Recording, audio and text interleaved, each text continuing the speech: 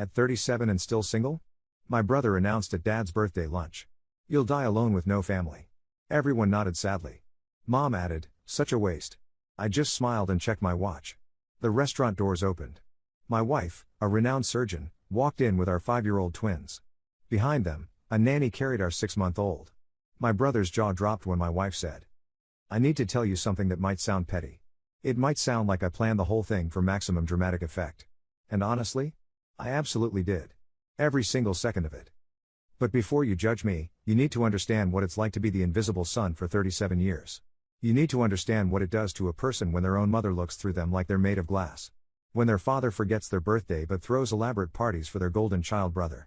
When family gatherings feel like trials where you're always found guilty of the crime of existing. My name is Marcus Chen, and for most of my life, I was the family disappointment. Not because I failed at anything, quite the opposite. But because everything I achieved was somehow never enough, never right, never worthy of acknowledgement. My brother Daniel was 18 months older than me, and from the moment I took my first breath, I existed in his shadow. Daniel was the first grandchild. Daniel was the athlete. Daniel was the charming one who made everyone laugh at dinner parties. Daniel was the one our parents introduced first, spoke about most, and photographed constantly. I wasn't Marcus. These are our sons, Daniel and Marcus. Daniel got into Stanford, and Marcus is going to State. Daniel just got promoted to regional manager, and Marcus is still doing his computer thing. That computer thing was building a cybersecurity firm from scratch that was now worth more than Daniel's entire company. But they didn't know that. They didn't know a lot of things. The day everything changed started like every other family obligation, with a text from my mother that felt more like a summons than an invitation. Dad's 70th birthday lunch. Saturday. 1 p.m. Riverside Grill. Don't be late. Don't embarrass us. Don't embarrass us. As if my mere presence was a potential source of shame. I stared at that message for a long time, my thumb hovering over the screen. I could feel the familiar tightness in my chest, the old wound that never quite healed. But this time, something was different. This time, I had Elena. My wife was in the kitchen when I walked in, her dark hair pulled back in a messy bun as she helped our twins, Sophie and James, with their art project. Our 6-month-old, Oliver, was sleeping in his swing nearby, making those soft baby sounds that still melted my heart every single time. Elena looked up and immediately read my expression. After 6 years of marriage, she could decode my moods faster than any algorithm I'd ever written. Let me guess, she said, wiping paint off James's fingers. Family summons? Dad's 70th. Saturday. She was quiet for a moment, watching me carefully. And you want to go? I want to end this. All of it. Elena set down the paper towels and walked over to me, taking my hands in hers. Her fingers were still slightly damp, and I could smell the faint chemical scent of poster paint mixing with her perfume. Tell me, she said. So I did. I told her about the plan that had been forming in my mind for months. The plan to finally, permanently, show my family exactly who I was and what I had built. The plan to expose not just my success, but Daniel's carefully constructed lies. When I finished, Elena was quiet for a long moment. Then she smiled, that fierce, protective smile that made me fall in love with her in the first place. I'm in, she said. But we do it right. We do it so they never forget. I should probably tell you how Elena and I met, because it's important to understand why my family didn't know about her. Why I had kept my entire life, my real life, hidden from them for years. 7 years ago, I was at a medical technology conference in Boston. My company had developed a new security protocol for hospital systems, and I was there to present it to potential clients. I was exhausted, jet-lagged, and seriously considering skipping the evening networking event to collapse in my hotel room. But something made me go. Call it fate, intuition, or just the promise of free appetizers. Whatever it was, it led me to Elena Martinez. She was standing by the window, looking out at the Boston skyline, holding a glass of sparkling water with the expression of someone who would rather be literally anywhere else. She was beautiful, obviously, dark eyes, high cheekbones, an elegance that seemed effortless. But it was her expression that drew me in. She looked exactly how I felt. Networking events are basically purgatory with name tags, I said, walking up beside her. She turned, surprised, and then laughed, a real laugh, not the polished social laugh I'd heard all evening. I was thinking more like the seventh circle of small talk, she replied. I've been asked about my journey 4 times in the last hour. Only 4? I'm at 6. Though one guy mostly wanted to talk about his golf handicap, so I'm not sure that counts. We ended up talking for 3 hours. I learned she was a cardiothoracic surgeon, one of the youngest to hold her position at Massachusetts General. She learned about my company, my work, my passion for building systems that protected people. We talked about everything except our families, which should have been a red flag but instead felt like a relief. It wasn't until our fourth date that I told her about the Kens. About Daniel and my parents. About being the invisible son. She listened without interrupting, her hand resting on mine across the restaurant table. When I finished, she said something I'll never forget. Their blindness is not your failure, Marcus. It's theirs. 3 months later, I asked her to marry me. We had a small ceremony, just us, her parents, and a few close friends. I didn't invite my family. I told myself it was because they wouldn't care, wouldn't come, wouldn't approve. But really, I think I was protecting something precious. Keeping Elena and our love in a separate world where my family's coldness couldn't touch it. When the twins came along, I made a decision. My family didn't deserve to know about Sophie and James. They didn't deserve to know about the life I had built, the success I had achieved, the happiness I had found. They had made it clear for 30 years that I wasn't worth their attention. So I stopped offering it. I kept my company private, my name off press releases, my face out of industry publications.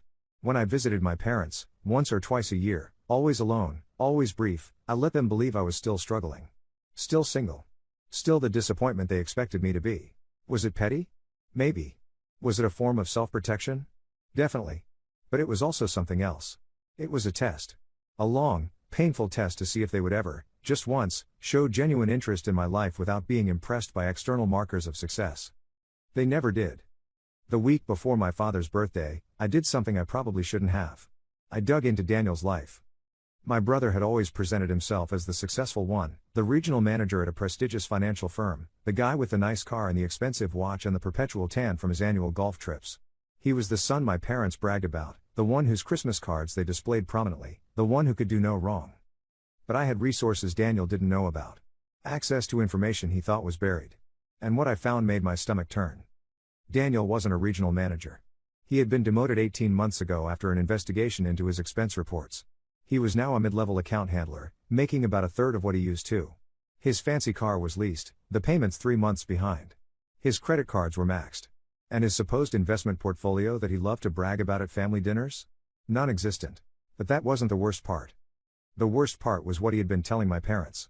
I found emails, don't ask how, where Daniel had been feeding them stories about me for years. Telling them I had been fired from multiple jobs. That I had developed a serious problem.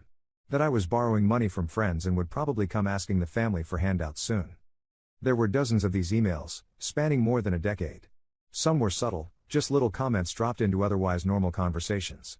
Others were more direct, painting a picture of a brother who was spiraling, failing, falling apart. He had created an entire narrative, a fictional version of me that existed only in our parents' minds.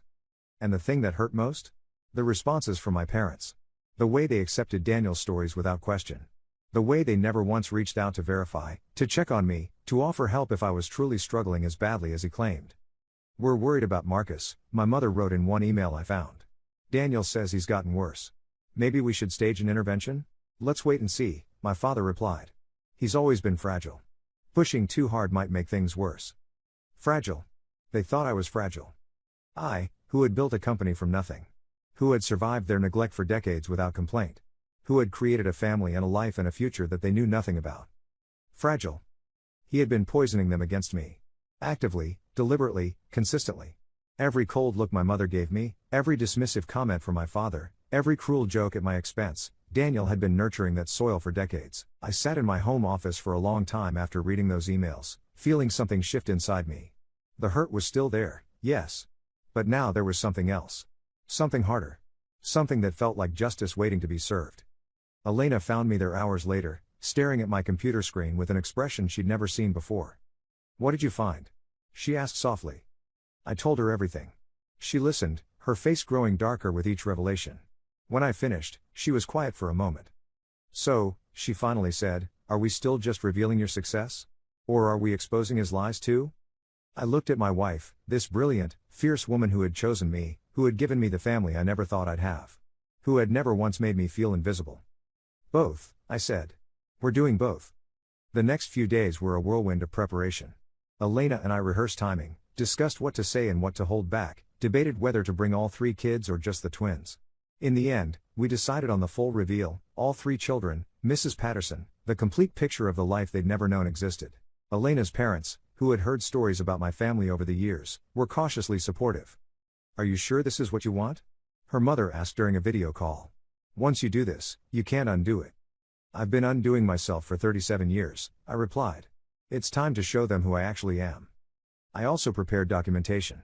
Not just the emails Daniel had sent, but records of my company's growth, press mentions, industry awards, everything that proved the person I had become. I didn't know if I would need any of it, but I wanted to be ready. The night before the lunch, I barely slept. Elena found me at 3 a.m. sitting in the dark living room, staring at nothing. Having second thoughts? She asked, settling onto the couch beside me. Not about the plan. Just about what comes after. I turned to look at her. What if they try to make this about them? What if they find a way to minimize everything I've built? Elena took my hand. Then we leave. We take our children and we leave, and we don't look back. You don't owe them anything, Marcus. You're not doing this for their approval. You're doing this for yourself, to finally close this chapter. She was right. This wasn't about winning their love or earning their respect. Those ships had sailed decades ago. This was about truth. About standing in front of the people who had dismissed me my entire life and showing them exactly what they had missed. Saturday arrived with the kind of golden autumn weather that felt almost ironic. The sky was impossibly blue, the air crisp and clean, the leaves on the trees a riot of red and orange. It was beautiful. It was also the last beautiful thing my family would remember about this day. I had planned everything meticulously. Elena and the children would arrive exactly 15 minutes after me. The timing was crucial, long enough for my family to settle in, to start their usual routine of ignoring me while celebrating Daniel. Long enough for them to say whatever they were going to say. Because I knew they would say something. They always did. I arrived at Riverside Grill at exactly 1:05 p.m., 5 minutes late, which I knew would annoy my mother. The restaurant was upscale but not intimidating, with large windows overlooking the river and tables spaced far enough apart for private conversation. My father had chosen it, which meant it was Daniel's suggestion that my father had adopted as his own. My family was already seated when I walked in. My parents at the head of the table, naturally. Daniel and his wife Jennifer across from 2 empty chairs, one for me, one that would remain empty because they hadn't bothered to ask if I was bringing anyone. Aunt Patricia and Uncle Robert at the far end, looking vaguely uncomfortable as they always did at these events. I took a breath and walked over. Marcus. My mother said, her tone carrying that particular note of disappointed surprise she'd perfected over the years. You're late. Traffic, I said, bending to kiss her cheek. She turned her face slightly so I caught her ear instead. Happy birthday, Dad. My father grunted something that might have been, thanks. He was already deep in conversation with Daniel about some sports game or another, their matching laughs filling the space I had just entered. I sat down in my designated chair and let the familiar feeling of invisibility wash over me. It was almost comfortable at this point. Almost normal. The next 10 minutes were exactly what I expected. Daniel dominated the conversation, telling stories about his job, lies, all lies, while my parents beamed at him. Jennifer nodded along supportively, though I noticed she seemed tense, her smile not quite reaching her eyes. Aunt Patricia tried to ask me about my work, but my mother cut her off with a question about Daniel's upcoming business trip that I now knew was actually job hunting because his position was being eliminated. And then Daniel turned to me with that smile. That smug, superior smile I had seen 1,000 times. So, Marcus, he said, loud enough for the whole table to hear. At 37 and still single? Don't you think it's time to settle down? I felt the familiar sting, but I kept my face neutral. I'm doing fine, Daniel. Are you though? He leaned back in his chair, playing to his audience. Because from what I hear, you're still doing your little computer thing. Living alone in that apartment. No wife, no kids, no real future. He shook his head with mock sympathy. You'll die alone with no family. It's sad, really. I watched my parents' faces as he spoke. My mother was nodding along, her expression a mixture of pity and agreement. My father didn't even look up from his menu. Such a waste, my mother added, sighing. You had such potential, Marcus. I don't know where we went wrong with you. Something cold settled in my chest. I had expected this. Had planned for it. But hearing the words still hurt in a way I wasn't prepared for. I looked at my watch. 1:17 p.m. 3 minutes. You know, Daniel continued, clearly enjoying himself, I could probably set you up with someone from work. Nothing special, but beggars can't be choosers, right? He laughed at his own joke, and my parents joined in. I said nothing. Just smiled and checked my watch again. 1:19 p.m. 1 minute. What are you looking at? Daniel asked, annoyed that I wasn't engaging with his mockery. Got somewhere more important to be? Actually, I said, and something in my voice made him pause. Made everyone at the table pause. I'm waiting for someone. Before Daniel could respond, the restaurant doors opened. I watched my family's faces as Elena walked in. She was wearing a deep burgundy dress that highlighted her elegant figure, her hair down in soft waves, her presence commanding attention from everyone in the room. She moved with the confidence of a woman who saved lives for a living, who held hearts in her hands and made them beat again. I could see other diners turning to look. Elena had that effect on people, not just because of her beauty, but because of the way she carried herself. Like she belonged wherever she was. Like she had earned her place in the world through skill and determination and an unflinching commitment to excellence. Behind her came Sophie and James, our 5-year-old twins, dressed in their Sunday best and holding hands. Sophie had my eyes but Elena's smile, that bright, fearless smile that could light up any room. James had Elena's quiet intensity and my stubborn chin, his gaze already scanning the restaurant with the careful observation I recognized from my own childhood. They were perfect. They were mine. And behind them came Mrs. Patterson, our nanny, carrying Oliver in his car seat. Our 6-month-old was awake, looking around with the curious expression he'd inherited from both of us, his tiny hands grasping at nothing in particular. The silence at our table was deafening. I watched the shock spread across each face like ripples in still water. My mother's wine glass froze halfway to her lips. My father's conversation with Daniel died mid-sentence. Aunt Patricia actually gasped out loud. But it was Daniel's reaction that I savored most. His expression cycled through confusion, disbelief, calculation, and finally something that looked almost like fear. The fear of a man watching his carefully constructed narrative collapse in real time. Elena spotted me and smiled, that warm, genuine smile that had first captured my heart 7 years ago. She walked over to the table, her heels clicking on the hardwood floor, and stopped beside my chair. "Sorry we're late, darling," she said, bending to kiss me. A real kiss. A married for 6 years kiss. The twins couldn't decide which shoes to wear. I stood and pulled out the chair next to me. "Everyone, I'd like you to meet my wife, Dr. Elena Martinez Chen. And these are our children, Sophie, James, and Oliver." The silence stretched on. I watched Daniel's face cycle through confusion, disbelief, and something that looked almost like panic. My mother's mouth was hanging open, her carefully applied lipstick framing an expression of utter shock. My father had finally looked up from his menu. Sophie, bless her, broke the tension by walking up to my mother with her hand extended. "Hi, Grandma," she said in her sweetest 5-year-old voice. "Daddy says you're not very nice, but I'm going to give you a chance anyway." I nearly choked. I had definitely not told Sophie to say that. She had apparently drawn her own conclusions from conversations she'd overheard. My mother started, looking between Sophie and me like she was trying to solve an impossible equation. "I don't understand. Marcus, what is this?" "This is my family," I said simply. "The family I've had for 6 years. The family you never bothered to ask about." Elena had settled into her chair, the twins climbing up beside her with practiced ease. Mrs. Patterson was standing nearby with Oliver, who had started making happy gurgling sounds at all the new faces. "That's impossible," Daniel said, finding his voice. "You're single. You've always been single. You work some dead-end IT job. You can't have, a wife? Children? A successful company?" I tilted my head. "Why not, Daniel? Because it doesn't fit the narrative you've been feeding Mom and Dad for the past decade?" The color drained from his face. "What is he talking about?" my father asked, looking between us. I pulled out my phone and opened the file I had prepared. "I'm talking about the emails Daniel has been sending you for years. The ones where he told you I was getting fired from jobs I never held. Where he claimed I had problems I never had. Where he systematically destroyed any chance of you seeing me as anything other than a disappointment." I slid the phone across the table to my father. He picked it up, his brow furrowing as he read. My mother leaned over to look, her face going pale. "Daniel," she whispered. "Is this true?" My brother was sweating now, his careful mask crumbling. You have to understand, Marcus always got everything so easy. School, work, everything. He never had to try. It wasn't fair that I got everything easy." I laughed, but there was no humor in it. "Daniel, I worked 80-hour weeks for 10 years to build my company. I studied until I couldn't see straight. I sacrificed everything because I knew, that nothing I did would ever be enough for this family. Not as long as you were the golden child." "Your company?" Aunt Patricia spoke up, confused. "What company?" Elena answered, her voice carrying the professional calm she used in the operating room.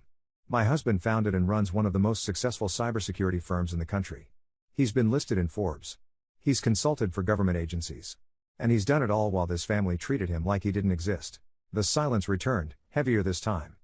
"Marcus," my mother said, her voice cracking. "Why didn't you tell us? Would you have listened?" I asked. "Would you have cared? Or would you have found some way to make it about Daniel? To minimize it?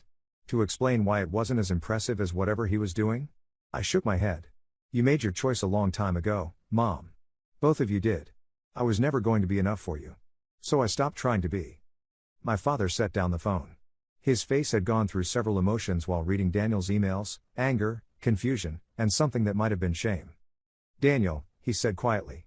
How much of this is true? Dad, you have to understand. How much? Daniel deflated. His shoulders sagged, his practice confidence evaporating. Jennifer was staring at him with an expression I couldn't quite read, but it didn't look like surprise.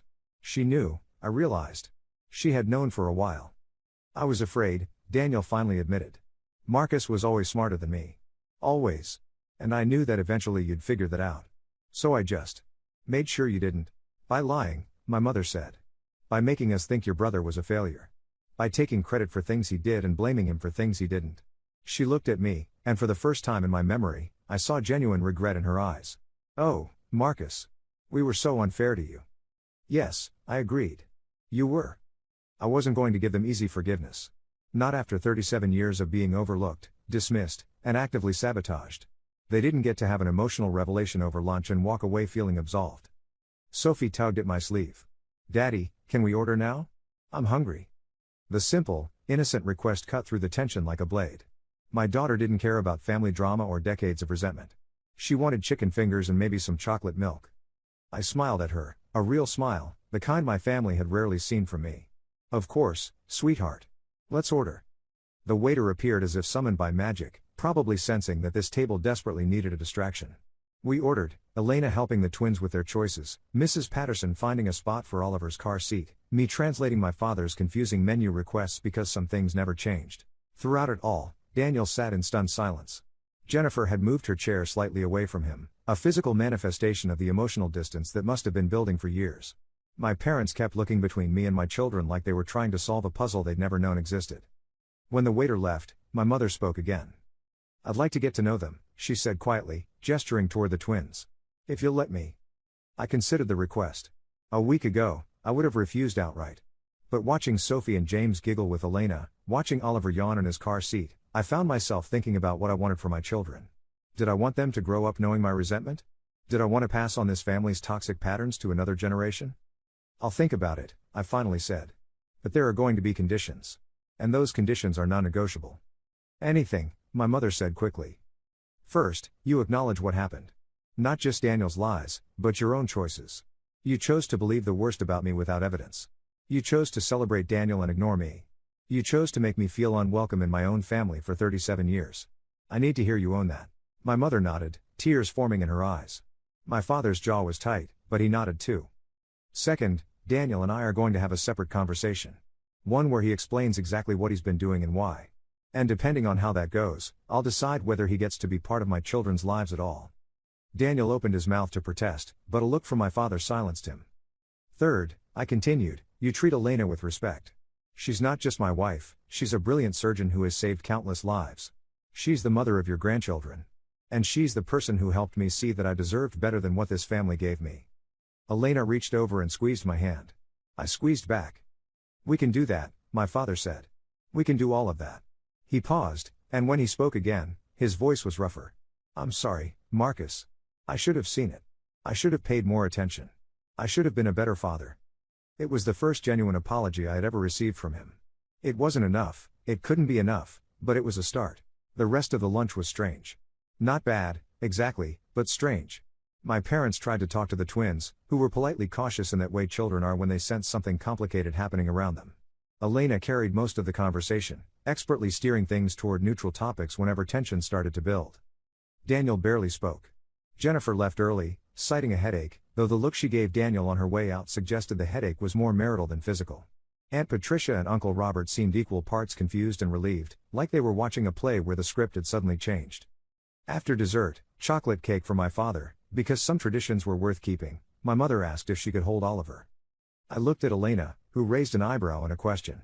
I thought about it for a long moment, then nodded. Mrs. Patterson brought Oliver over, and my mother took him with the careful reverence of someone holding something precious and fragile. Oliver looked up at her with his big eyes, seemingly unperturbed by this stranger. He looks like you did, my mother said softly, not looking up from the baby's face. When you were born. The same serious expression. He's 6 months old, I said. Everything is serious at 6 months. But something in my chest loosened slightly at her words. Not forgiveness, it was far too soon for that. But maybe the beginning of something. A crack in the wall I had built around myself. After lunch, Daniel caught me in the parking lot.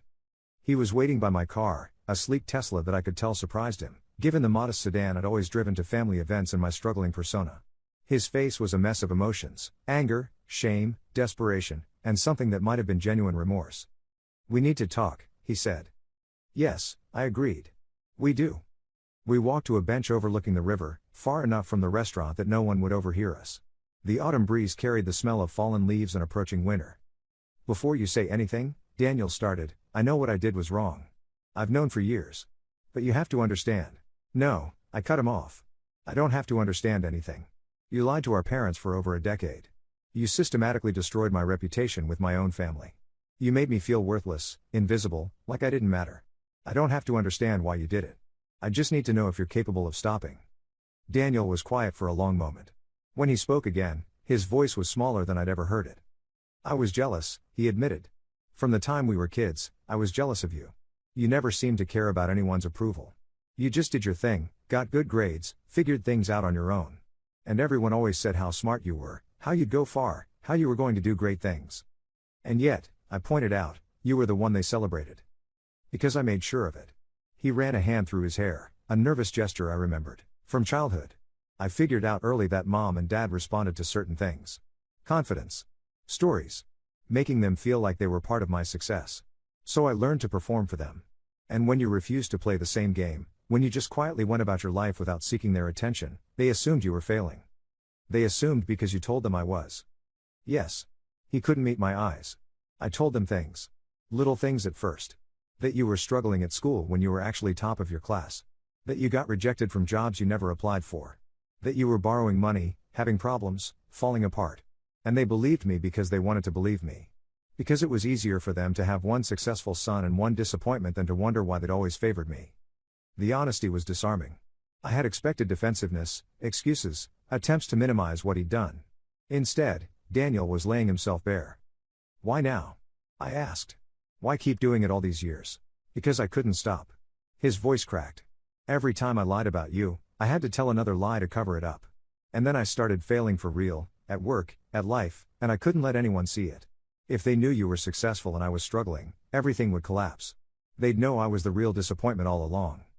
He finally looked at me, and I saw something I'd never seen in my brother's eyes before: genuine tears. "I'm sorry, Marcus. I'm so incredibly sorry. I know it's not enough. I know nothing I say can undo what I did. But I need you to know that I'm going to fix this. I'm going to tell mom and dad everything, the real everything. About my job, my finances, my marriage falling apart. All of it." "Your marriage is falling apart?" "Jennifer found out about the lies 6 months ago. We've been in counseling, but..." He shrugged helplessly. "She doesn't trust me anymore. And honestly, she shouldn't." I sat with that for a moment. Part of me, the wounded child who had been overlooked for decades, wanted to feel satisfaction at his downfall. An eye for an eye. All that. But a larger part, the part that had built a life with Elena and our children, felt something closer to pity. "Here's what's going to happen," I said finally. "You're going to come clean to mom and dad. All of it. And then you're going to get help, therapy, whatever you need to figure out why you felt the need to tear me down for 30 years. If you do those things, genuinely do them, then maybe, we can start to rebuild some kind of relationship. And if I don't? Then you won't be part of my children's lives. And eventually, when mom and dad realize that their only access to their grandchildren is through me, they'll have to make a choice too." Daniel nodded slowly. "That's fair. More than fair, actually." We sat in silence for a while, watching the river flow past. The water was dark and cold, carrying leaves toward some distant destination. "For what it's worth," Daniel said quietly, "I'm proud of you. What you've built, the family you have, it's amazing. And I'm sorry I tried so hard to pretend it didn't exist." I didn't respond. I wasn't ready to accept his pride, wasn't sure I ever would be. But I filed the words away somewhere, a seed that might grow into something someday. Or might not. The next few months were complicated. True to his word, Daniel told our parents everything. About his demotion, his financial troubles, his failing marriage. About all the lies he'd told over the years and why. My mother called me afterward, sobbing, apologizing again for all the years of neglect and dismissal. My father sent a letter, an actual handwritten letter, expressing things he said he couldn't say out loud. I read it once, then put it in a drawer. I wasn't ready to fully process their apologies. Maybe I never would be. But slowly, carefully, we started building something new. My parents began visiting us monthly. They were awkward at first, uncertain how to be grandparents to children they'd never known existed. My mother kept buying the wrong sizes of clothing, kept getting confused about allergies and preferences, kept making comments that revealed just how little she knew about the grandchildren who had existed for years without her. But she was trying. That much was clear. My father, who had never been particularly verbal about emotions, found his way to connection through other means. He built Sophie a bookshelf. He taught James about the constellations. He would hold Oliver for hours, rocking him with a patience I'd never seen from him when I was growing up. "I didn't do this with you boys," he admitted one evening, Oliver sleeping against his chest. "Your mother handled most of it. I thought that was how it was supposed to work." He looked at me with eyes that seemed older, softer. "I missed so much, didn't I?" "Yes," I said, because it was true. "But you're here now." It wasn't absolution. It was acknowledgement. And sometimes that's enough to begin again. Sophie and James were resilient in the way kids often are, accepting these strange new relatives with the easy grace of childhood. Sophie, naturally social, warmed up to my parents quickly, especially after my mother started taking her to the Children's Museum on Saturdays. James took longer, his quiet nature making him more cautious, but eventually he came around too. Oliver, too young to understand any of it, simply enjoyed being passed around and admired. Elena was cautiously supportive throughout those months, always watching for signs that my family would revert to old patterns. She kept a mental tally of every interaction, every comment, every moment that might echo the dismissive behavior of the past. She was my guardian in those early months, ready to intervene the moment anyone made me feel small again. But they didn't. Or if they started to, they caught themselves and apologized. It was progress. Slow, imperfect progress. Daniel and Jennifer separated, then divorced. The proceedings were quiet, almost amicable. Jennifer had already grieved the marriage long before it officially ended. She got the house, he got his debts, and they agreed to remain civil for the sake of their social circle. He moved to a smaller apartment in a less fashionable part of town, took a lower position at a different company, started seeing a therapist 3 times a week. He also joined a support group for people dealing with compulsive lying, something I didn't even know existed until he told me about it. "Turns out I'm not as unique as I thought," he said with a wry smile. "There are lots of people who build their whole identity around stories that aren't true." The therapist says it usually comes from deep insecurity. "And your insecurity was about me?" "About everything. But yeah, mostly about you. You were always so comfortable in your own skin, Marcus. You never seemed to need anyone's approval. I spent my whole life chasing validation, and you just didn't. I hated you for it, even though I knew it wasn't your fault." When I visited him for the first time since our conversation by the river, I found a different person than the brother I'd grown up with. His apartment was small but neat. No fancy furniture, no expensive art, just functional spaces and books on self-improvement stacked on every surface. He was quieter. More thoughtful. More honest about his flaws and struggles. "I think I always knew this was coming," he told me over coffee. "The collapse, I mean. You can't build a life on lies forever. Eventually the foundation crumbles. Is that what your therapist says?" He laughed, a real laugh, not the performative one I was used to. "Among other things. We've been working through a lot. The jealousy, the competition, the need for approval. It's ugly, looking at yourself honestly. But it's also kind of freeing." I nodded, understanding more than I could articulate. "I'd like to meet the kids eventually," Daniel said carefully. "Not as Uncle Daniel the perfect. Just as someone who's trying to be better. If that's okay with you." I thought about it. Thought about Sophie's fearless introduction at the restaurant. About James's quiet observations. About the kind of family I wanted my children to have. "Let's take it slow," I said. "But yeah. Eventually." A year after my father's birthday lunch, we had another family gathering. This time at my house, the house my family hadn't known existed, the house Elena and I had built together from the ground up. The guest list was different. My parents were there, visibly older and somehow softer than they'd been before. Daniel came alone, sober and present in a way I'd never seen him. Aunt Patricia and Uncle Robert seemed happier now that the family dynamic had shifted. Elena's parents had flown in from California, warm and welcoming as always. And in the middle of it all were our children. Sophie, now 6, was showing everyone her latest art project with the confidence of a gallery curator, a watercolor painting of our house that showed all of us standing in front, including her grandparents and Uncle Daniel. She had included everyone, her 6-year-old wisdom understanding something about family that had taken the rest of us decades to learn. James, equally 6, was explaining the planets to my father with exhaustive detail, correcting him gently whenever he got something wrong. My father, To his credit, listened with genuine interest, asking follow-up questions that made James beam with pride. Oliver, at 18 months, was toddling around demanding attention from everyone, his vocabulary now including gamma and gampa along with his other favorite words.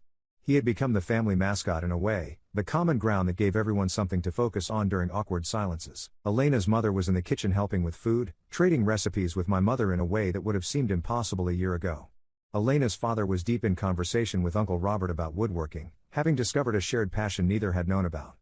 I stood in the kitchen, watching it all through the window, feeling something I couldn't quite name.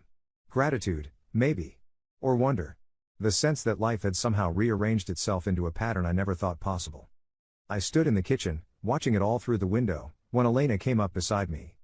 "You okay?" she asked. "Yeah," I said, surprised to find that I meant it. "I think I actually am." She leaned into me, her head on my shoulder. "You know, when you first told me about your family, I wanted to hunt them down and explain exactly how wrong they were about you. What stopped you?" "Nothing." She smiled up at me. "I just decided to let you handle it in your own time. And you did." "We did," I corrected. "I couldn't have done any of it without you." "I know." She kissed my cheek. "That's why you married me." I laughed, the sound mixing with the chatter from the next room. With my children's voices, my parents' attempts at grandparently wisdom, Daniel's quieter contributions to the conversation. It wasn't perfect. It never would be. There were still wounds that hadn't fully healed, trust that hadn't been completely rebuilt, patterns that sometimes tried to reassert themselves. But it was real. It was honest. It was ours. I turned away from the window and walked back into the gathering, my wife beside me, my children running to greet me. And for the first time in 37 years, I didn't feel invisible. There's one more thing you should know. 6 months after that gathering, I got a call from my mother. She was crying, not the manipulative tears I remembered from childhood, but genuine, heartfelt sobbing. "I found something," she said. "In the attic. Something I should have shown you years ago." I drove over the next day, uncertain what to expect. The familiar streets of my childhood neighborhood looked different somehow, smaller, more ordinary, stripped of the power they used to hold over me. My mother met me at the door with red-rimmed eyes and led me upstairs to the dusty attic space I remembered exploring as a kid. The smell hit me first, mothballs and old cardboard and the particular mustiness of memories stored too long. On a small table she had cleared, she had laid out a collection of items. Newspaper clippings yellowed with age. School certificates in faded folders. Photos I had never seen, photos of me at various stages of childhood that had somehow never made it into the family albums. And a handwritten note in my father's neat script that simply read, "Marcus's achievements, organize later." Later had never come. "I saved all of it," my mother whispered, her voice thick with emotion. "Every award you won, every article that mentioned you, every achievement. I saved it and told myself I'd make a scrapbook someday, a record of how proud I was of you. I was going to give it to you on your 30th birthday. Then your 35th. Then." She trailed off, unable to finish. "I saved all of it," she whispered. "Every award you won, every article that mentioned you, every achievement. I saved it and told myself I'd make a scrapbook someday, a record of how proud I was of you." I picked up one of the clippings. It was from a local paper, covering a regional science fair I'd won at 14. I barely remembered it, my parents hadn't attended, and Daniel had had a baseball game that weekend that took priority. "But you never made the scrapbook," I said. "No." She wiped her eyes. I kept putting it off. Telling myself there would be time. And then Daniel would need something, or life would get busy, and the box would just stay in the attic, collecting dust. She looked at me with more honesty than I'd ever seen from her. "I was proud of you, Marcus. I always was. I just never figured out how to show it." I stood there for a long time, holding that yellowed newspaper clipping, feeling the weight of all those lost years. All the times she could have said something. All the moments that had passed in silence. "Thank you for showing me," I finally said. "I'm sorry it took so long." I nodded. I didn't say it was okay, because it wasn't. I didn't offer absolution, because some things can't be absolved with a single moment. But I put the clipping back on the table, and I hugged my mother, really hugged her, for the first time I could remember. It wasn't forgiveness. Not exactly. But it was a start. If you've made it this far, you're probably wondering if I have any regrets about how I handled everything. About keeping my family in the dark for years. About planning that dramatic reveal at my father's birthday. The honest answer is, sometimes. Sometimes I wonder if things would have been different if I'd confronted Daniel earlier. If I'd shown my parents my success instead of hiding it. If I'd given them a chance to change before I wrote them off. But then I remember the emails. The lies.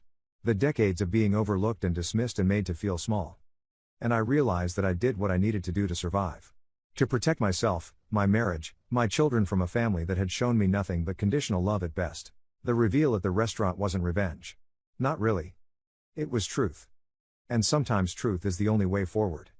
Sophie asked me recently why Grandma and Grandpa hadn't been around when she was little. She's 7 now, perceptive and curious, full of questions I don't always know how to answer. I sat her down, just the two of us, and tried to explain. Families are complicated, I told her. Sometimes people who love each other don't know how to show it. Sometimes they make mistakes that hurt the people they're supposed to care for. And sometimes it takes a long time, years and years, for everyone to figure out how to be a family together. Is that why we didn't know them? Yes. Daddy was hurt by some things that happened when he was younger. And he needed time to heal before he could let them be part of our lives. Sophie thought about this for a moment, her expression serious. Are you healed now? I pulled her into a hug, breathing in the scent of her strawberry shampoo, feeling her small arms wrap around my neck with absolute trust. I'm getting there, sweetheart. Every day, I'm getting there. She pulled back and studied my face with those serious eyes that saw more than any child should. I think you're a good daddy, she said finally. And I think Grandma and Grandpa are getting better at being grandparents. Maybe families just need practice. I laughed, surprised by her wisdom. Maybe they do, Sophie. Maybe they do. Later that night, after the kids were in bed, I told Elena about the conversation. She was quiet for a moment, then smiled. She's not wrong, you know. Families do need practice. We're all just figuring it out as we go. Is that what we're doing? Figuring it out? Every day. She moved closer, resting her head on my shoulder. And we're doing okay, I think. Better than okay. I thought about the journey that had brought us here. The years of invisibility. The pain of being overlooked. The decision to hide my true life from the people who should have celebrated it. The dramatic reveal at the restaurant. The long, slow process of rebuilding trust. None of it had been easy. None of it was completely resolved. There would be setbacks ahead, moments when old patterns resurfaced, when wounds reopened, when forgiveness felt impossible. But there would also be more moments like this. Quiet evenings with my wife. Bedtime stories with my children. Sunday dinners with a family that was finally, imperfectly, learning to see each other clearly. And it's true. Every day with Elena, with our children, with the family we've built and the family we're rebuilding, I heal a little more. The invisible sun isn't invisible anymore. And that, finally, is enough.